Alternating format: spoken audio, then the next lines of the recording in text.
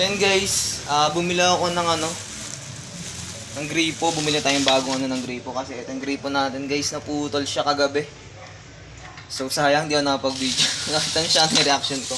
So yun guys, bumili na ako ng bagong kakabit natin. So eto, let's go. So syempre guys, papatayin muna natin sa menu sa tubig. Baka pagbukas ko nun kasi sumirit. So syempre may mga kapitbahay din tayo dito, magpapaalam muna ako. Na, let's go. Ate Suset, gagamit kang tubig. Patayin ko muna ha, papalit lang ang gripo. Sige. So yun, nakapagpaalam na tayo guys. Bababa na tayo. Let's go. Siyempre guys, para formal, kailangan natin magpaalam kasi may mga kasama tayo dito. So, ito. Ang daming dito ng gripo guys. So ayan. Ito yung ng mga gripo dito guys. Ito. Ayan, patayin muna natin. Patayin ko muna guys yung sa isa. Ito yung mapag-video nito guys.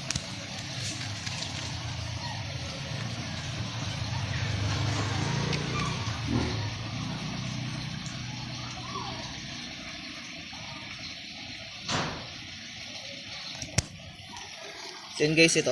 Huminto naman. So ayusin na natin. Let's go. Tara. Bilisan natin guys. Marami mga kailangan na ito.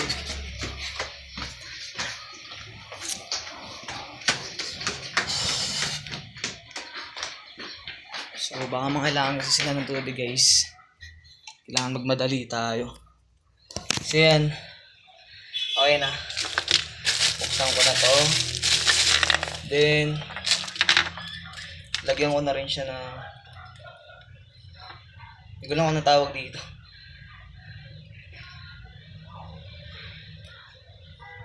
Rubber. Parang tape.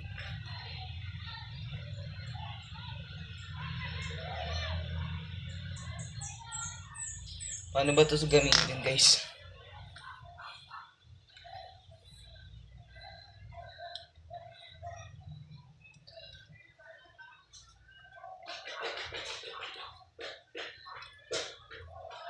Gaganyan yun. Kuha natin siya guys.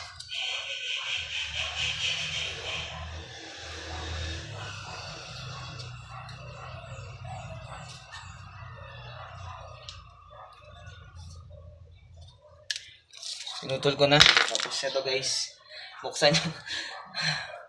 Tignan nyo guys kung ano yung ginamit ko dito.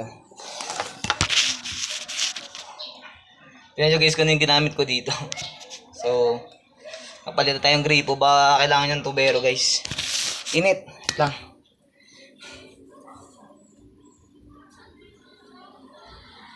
Sobrang init sa Pinas guys. It's too hot in the Philippines. So Inglesero ang aswang. Ayun. Iba pa nga. So ayan guys. Baka kailangan nyo na mag-ayos ng gripo sa bahay nyo. Tawagan nyo lang ako. So ayun. Kailangan naman natin itong tagtagin.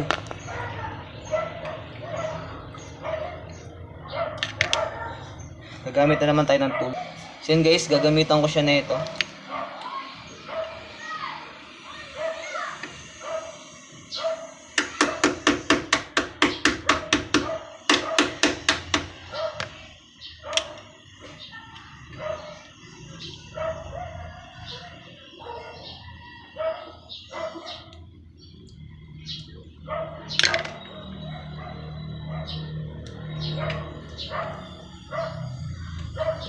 Kailangan kasi may pagkapitan to guys.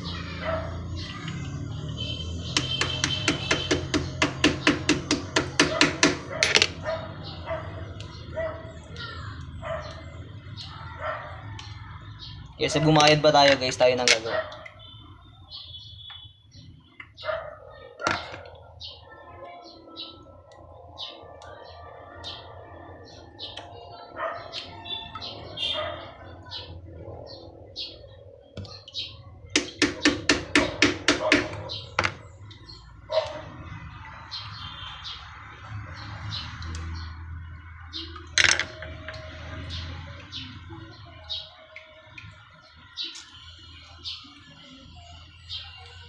Papawisan na talaga ako.